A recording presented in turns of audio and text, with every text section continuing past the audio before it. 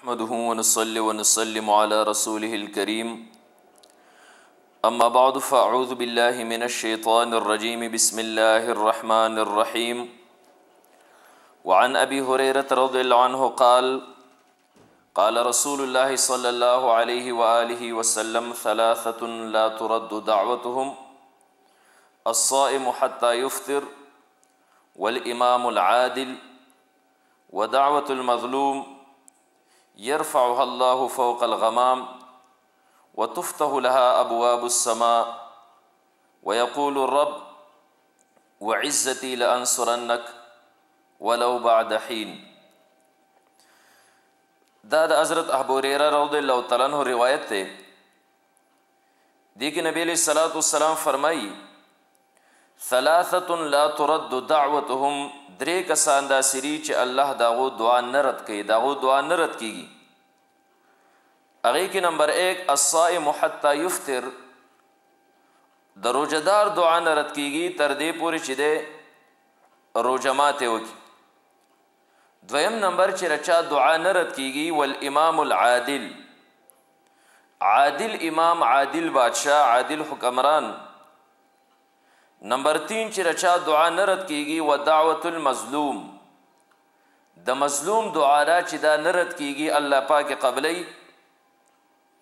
مخکې پیغمبر علیه الصلاۃ والسلام فرمای يرفعها الله فوق الغمام الله دا دعا د وریځو نه بره پورته کوي وتفتح لها ابواب السماء او د دې دعا لپاره د اسمان دروازې کولا وهلی شي. ويقول الرب او رب فرمای وعزتي زما د خپل عزت قسم لانصرنک زب خامخا ستا امداد کوم ولو بعد حین اگر کر سوخ نه ورستی. دې کې دا دریو کسانو د دعا تذکره وشوه چې اول پاغې کې د صائم د روزهدار دعا ده. دا د رمضان مبارک میاشت شروع ده دا د دعاګانو میاشت ده. اسی الله تعالی د هر یو مسلمان دعا دا قبلی چې دا غي شرایط چې دینو دا موجودی دا غي آداب موجودی. خود دې دریو کسانو دعا دا خصوصی الله تعالی قبلی دا نرد کوي. د دعا د پاره آداب داری چې یو انسان دعا غواړي دا غي نمخ کړي د الله حمد بیان کی او بیا په نبی علیہ الصلوۃ والسلام باندې درود شریف وای. دا غي نو ورسره بیا دعا غواړي الله دغه دعا قبلی چې ردی په ابتدا کې د الله حمد بڑای بیان شي او بیا درود شریف بیان شي او اخر کې بیا خیر درود وای. زکه درود شریف داسې او دعا ده چې دا چرته نه رد کیږي دا چې د هر چا رخلی نه وځي. زکه یو انسان به دا دعا غواړي چې اللهم صل علی محمد خدای په محمد رسول الله صلی الله علیه وسلم باندې درود ولېږي نو ولې الله به دا سوچ نه لېږم نه قبلو. نو دعا کې درود شریف داسې بهترینه دعا ده چې دا د هر چا رخلی نه وته نو دا فورا قبلیږي. نو که یو انسان د خپل دعا په ابتدا کې او په انتها کې درود شریف وای نو بیا ظاهره خبره ده چې الله چرته راسي نه کوي چې د یو انسان د دعا ابتدا دې هم قبول کړي او انتها دې هم قبول کړي او په منځ کې دې د دعا قبول نشي بلکې خامخا به الله پاک چې نو دا خامخا قبلې. بیا د روایت پر اخر کې را پته ولګیدا الله فرمای وعزتي لانصرنک زما د عزت قسم زب خامخا ستا امداد کوم ولو بعد حین اگر کر سوخ نه ورستی. نو دې ځنه مونږ ته بل خبره په نظر رااله چې کله کله یو انسان دعاګانې غواړي خوده وای زما دعا قبول نشوه. نو علماء لیکلي دي چې دعا خو د انسان خامخا قبلیږي ځکه الله زمونږ سره خپل وعده فرمایلی ده او قرآن کې الله بار بار دا مونږ ته فرمایلی چې تاسو په خپل وعدو باندې پوروالی وکئ او خپل وعدې ماتوئ ما. نو چرته رانشي کېدی چې الله زمونږ سره وعده کړې ده چې ادعوني استجب لكم زمانه غواړئ زه قبلوم واذا سألك عبادي عني فاني قريب اجيب دعوة الداع اذا دعان. الله زمونږ سره وعدې کړې دي نو الله چرته خپل وعده نه ماتي ځکه مونږ ته بار بار الله تعالی تاکیدات فرمایلی چې تاسو په خپل وعدو باندې پوروالی وکئ. نو الله به خامخا دا واده زمونږ سره پوره کوي او زمونږ دعاګانې به خامخا قبلوي. خو کله کله یو انسان دعا غواړي او دی د دعا په قبلېدو باندې پوه نشي، نو علماو لیکلي چې ستا دعا خامخا قبلیږي، خو د هغې یو څو مواقع دي او ځایونه دي. نمبر 1 دا چې یو انسان کومه دعا وغواړي نو هغه دعا الله د انسان له قبوله کړي او د انسان په هغې باندې پوه شي چې ما دا دعا غوښتلې وه، الله تعالی زما لپاره قبوله کړې ده. دویم نمبر دا انسان دعا غواړي او دې انسان ته پته ونه لګي چې زما دعا قبوله شوې ده، الله د انسان نه بهترین دغه انسان له د هغې دعا نه یو بهترین څیز ورکړی. کله کله یو انسان دعا غواړي او د هغه دومره بهترین څیز نه غواړي، الله د هغې نه یو اعلی څیز راوالي او د انسان لی ورکړي.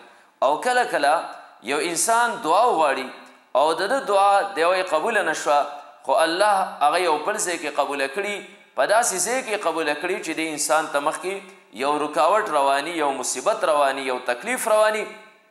د دې دعا په ځای باندې چې تا غوښتلې ده الله مخکې هغه تکلیف ستا نه چې دی هغه رکاوټ دا ختم کړي، نو دا انسان خدا وایي چې زما دعا نه ده قبوله شوې، خو ده ته خدا پته نه لګي چې د دې دعا په ځای باندې الله د دې نه بهتر بل څیز را کړی دی، او د دې دعا په ځای باندې الله زما نه مخکې یو مصیبت او یو غم لر کړی دی. د انسان ته خدا پته نه لګي مستقبل کې زما سره څه روان دي، کم مصیبت روانو چې الله زما نه لر کړی دی، خو دی وایي دعا قبوله نه شوه. او د هغې سره سره د انسان که بیا هم مخکې یو رکاوټ الله لرنه کي، مصیبت لرنه کي، یا د هغې په ځای یو بهترین بل څیز الله ورنه کي، نو بیا د انسان هغه دعاګانې الله اخرت ته جمع کړي د قیامت په ورځ باندې چې د انسان تر هغې هغه اجر ورکړی شي او دته دا وویلی شي چې تا ته ما ویلي زما نه غواړه، تا غوښتلي وو، انسان به وایي ربه ما غوښتلي وو، پلانۍ دعا دې غوښتلې وه، ته پوهېدلی وې او ربه پوهېدلی ومه زما دا دعا قبوله شوې وه، پلانۍ دعا دې غوښتلې وه هغې باندې پوهېدلی وې، خدای دا فلانۍ دعا زما نه ده قبوله شوې. الله به انسان ته وفرمایي ما د هغې په ځای دا بل بهترین څیز تا له درکړو، فلانکۍ دعا ستا قبوله شوې وه، الله نه یمه پوهېدلی، ما د هغې په ځای ستا نه مخکې یو مصیبت لرکړو، تا فلانکۍ دعا غوښتلې وه قبوله شوې وه، الله نه یمه پوهېدلی په قبولیت باندې د هغې اجر وسواله په دې قیامت کې. نو که چېرته را انسان د هغې هغه اجر ته وګوري دی به وایي الله چې دنیا کې زما یو دعا هم نه وې قبوله شوې او زما ټول اجرونه هغه ما ته دلته چې دی نو دا میلاو شوی. او څلورم نمبر خبره ده چې دې روایت نه پته ولګېږي، الله فرمایي ولو بعد حین، اگر که څه نیټې نه وروستی زه به خامخا ستا امداد کومه. نو انسان ډېره زیاته تعدي کوي، دی ډېر زیات جلباز دی، دی وایي چې ما نن دعا غوښتې او یو 15 منټه پس د هغې اثار ما ته چې دی نو دا معلوم شي. یو انسان دعا وغواړي دی وایي یاره زه په دعاګانو ستړی شوم، ما خو دعاګانې د رب نه بار بار غوښتلي خو زما دعاګانې قبلیږي نه. د انسان دعاګانې الله تعالی قبلی د مسلمان، خو په دې کې څه ټیم ولګي. حضرت موسی علیه صلات وسلام او حضرت هارون علیه صلات وسلام دعا غوښتلې ده، قرآن کریم کې د هغې تذکره ده، او د حضرت موسی علیه صلات وسلام او د حضرت هارون علیه صلات وسلام دعا الله فرمایي قد اجیبت دعوتکما، ستاسو د دواړو دعا قبوله کړې شوه. او بیا په دغه دعا کې 40 کاله لګېدلي، 40 کاله وروسته د هغې اثار چې کوم دی نو دا ښکاره شو. نو تعدي دا انسان نه ده پکار، دعا تا غوښتلې ده الله به یې قبلوي. شاید په دې کې څه ټیم چې دی نو دا ولګي. ها البته بعضې هغه داسې خلک چې هغه د هغو دعاګانې واقعي چې نه قبلیږي، ځکه د هغو په خېټه کې دننه حرام پراته وي، د هغو په جسم باندې چې دی نو حرام لباسي. نو داسې کس مطابق چې دی نو روایت کې راځي چې د اسمان ته مخ نیولی او یا ربي یا ربي کوي، او د دعا څومره آثار چې دي عاجزي، یعنې د ده ویښته په راګندی د ده ګریوان سري، خو بیا هم د ده دعا نه قبلیږي ځکه د ده په خېټه کې دننه حرام.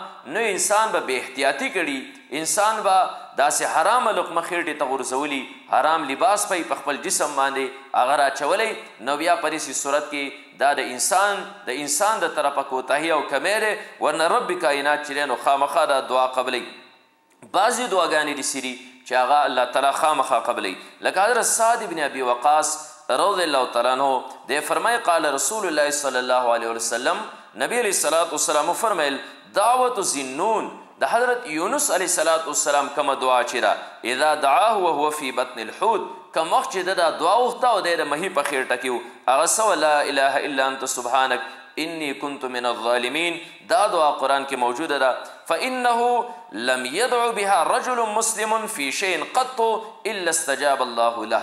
کم یو مسلمان بنده چې دا دعا وغواړي الله د دې انسان دپاره قبلوي. نو بعضې داسې دعاګانې دي چې دا خامخا الله تعالی قبلوي. لکه دې روایت نه پته ولګېده چې لا اله الا انت سبحانک انی كنت من الظالمین.